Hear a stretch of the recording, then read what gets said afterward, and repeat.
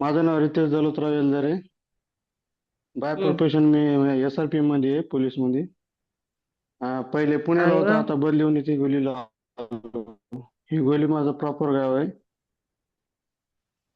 मला okay thyroid okay. असल्यामुळे मी याच्यामध्ये आलो होतो. अच्छा, तुम्हाला थायरॉइडची मला थायरॉइड होता? 150. हा, थायरॉइड होता. 150 पॉईंटची गोळी लागत होती मला. अच्छा, माझं वजन तुम्हाला थायरॉइड होता का? 86-87 किलो. हा. अच्छा, जय जवान जय थायरॉइडमुळे त्या किसान. तर याच्यामध्ये आलो, वेगळंच. अच्छा अच्छा, तुमचे वेलनेस कोच कोण काय आहे सर? म्हणले मॅडम? वेलनेस कोच कोण आहे? Wellness coach. Wellness coach Shambhav Shambhav Shyam sir अच्छा, आहेत. श्याम सर का? हा. Okay okay. Energetic person. तर थँक्यू मॅडम. मग तुम्हाला हं, तुम्हाला कोणी सांगितलं, तर त्यांचा तुम्हाला विश्वास आला का ह्या फॅमिलीत येऊन तुमच्या टॅबलेट बंद होतील आणि तुम्हाला रिझल्ट येईल असं? तुम्हाला सांगितलं तर तेव्हा तुम्हाला विश्वास आला का की ह्या फॅमिलीत आल्याच्या नंतर आपली थायरॉइडची टॅबलेट बंद होईल, आपलं वेट आयडियल वेटला येऊत आपण असं? हा, ते म्हणजे काकू माझं वजन जास्त होतं, त्यांना रिझल्ट आलेला बघून मग मला पण वाटलं नाही बाबा इथं होऊ शकतंय. म्हणून इथं आलो. काकूचा रिझल्ट भेटला, ते रिझल्ट बघूनच मी इथं आलो होतो. Okay okay. तर सर तुम्हाला किती तुमच्या म्हणजे हा रिझल्ट येण्यासाठी तुम्ही लाईफ म्हणजे तुमच्या लाईफ मध्ये काय चेंजेस केले? उठण्यात, झोपण्यात, खाण्यात, पिण्यात, म्हणून तुम्हाला हा रिझल्ट आला? हा, सर्व दिनचर्याच बदलून गेली मॅडम. सकाळी उठायचा टाइम मी निवांत 8-9 वाजता उठत होतो. कारण की ऑफिसला काम हम्म. होतं, त्याच्यामुळे निवांत वेळ होता. त्यामुळे झोपून राहायचो. त्याच्यामुळे वजन लयच वाढलं होतं. सकाळी लवकर उठल्यामुळे एक्स्ट्रा 2-3 तास भेटतात आपल्याला. त्याचा आपला दुसऱ्या कामासाठी वापर होते. आणि एक दिवस फुल एनर्जेटिक जातो मॅडम. आळस वगैरे येत नाही, काही नाही. Yes yes. आणि तुमच्या खाण्यापिण्यामध्ये काय बदल केले सर तुम्ही? नाश्त्यामध्ये, जेवणामध्ये? नाश्ता म्हणजे भरपूर फरक झाला मॅडम. पहिले फॉर्म्युला मी वन. फॉर्म्युला 1 घेतल्यामुळे कसं बाकीच्या याला जेवणाला जरा ब्रेक बसला. कारण की नाश्ता आणि जेवण त्यांनाच भरायचं, त्याच्यामुळे जेवण काय हम्म. जास्त जात नव्हतं. त्यामुळे वजनाला अजून हे झाला.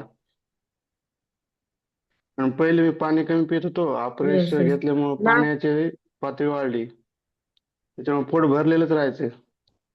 हम्म. Yes yes. Okay sir.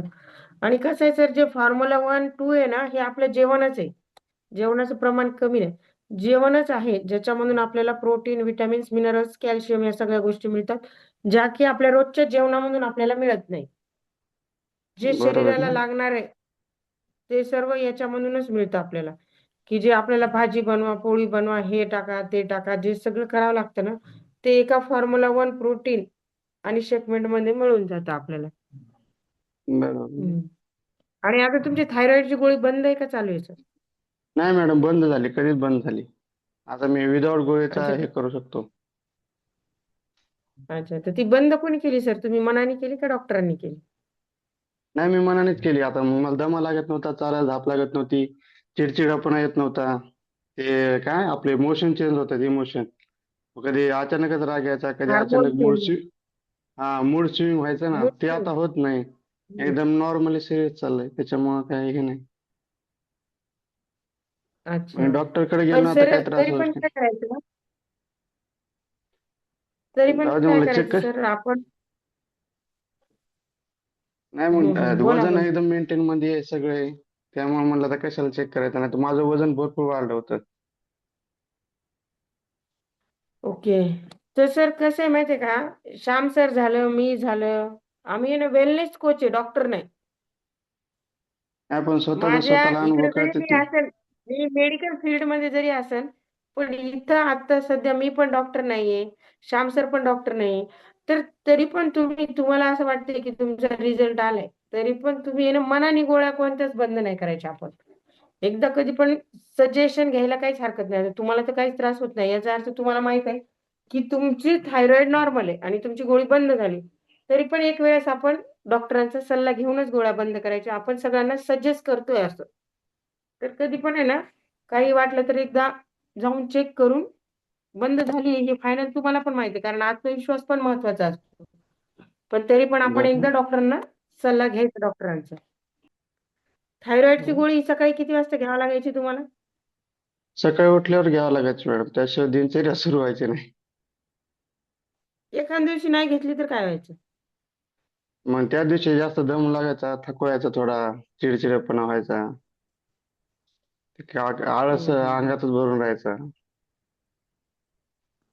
अच्छा. मग व्यायाम करणं सोपं आहे का थायरॉइडची गोळी घेणं सोपं आहे? नाही, व्यायाम करणं सोपं आहे. अच्छा.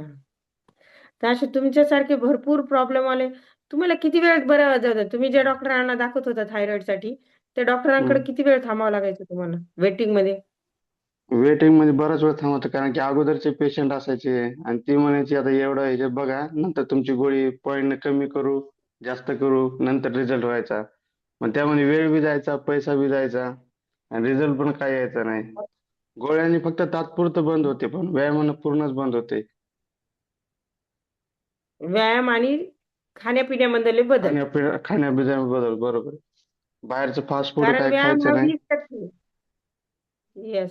कारण व्यायाम हा 20%, 80% आपल्या शरीराला लागणारे न्यूट्रिशन आहे. जे की बरोबर. Protein, vitamin, minerals. बरोबर आहे ना सर? बरोबर. ते डॉक्टरांनी कधी तुम्हाला सांगितलं होतं का की तुमची थायरॉइडची टॅबलेट बंद होईल म्हणून? नाही, ते काय म्हणले नाही. ते म्हणे कमी कमी होत जातो, एकदम सगळं कमी होत नाही. अच्छा. कारण जे तुम्हाला रिझल्ट आलेत ना, ते जगातल्या कोणत्याच हॉस्पिटलमध्ये रिझल्ट नाहीये. ते फक्त वेलनेस बरोबर. फॅमिलीमध्येच आहेत. हं.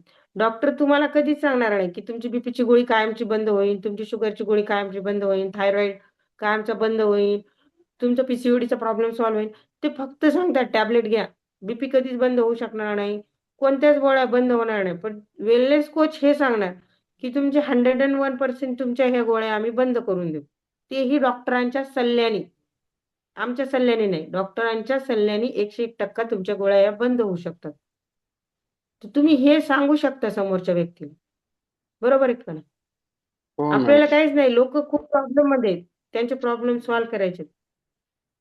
फक्त एवढे थोडासा फॉलोअप घ्यायचा. जे आपले निअर आणि डिअर जे जवळचे लोक आहेत यांना अगोदर आणा. हे आले की बाकीचे हळू-हळू येतात. जसं तुमच्या काकूचा रिझल्ट बघून तुम्ही आलात. तसेच फक्त रिझल्ट आपल्याला दाखवायचे. बरोबर आहे चालेल का नाही? मॅडम. हो. चालतंय सर. Thank you. हो. Thank you ma'am.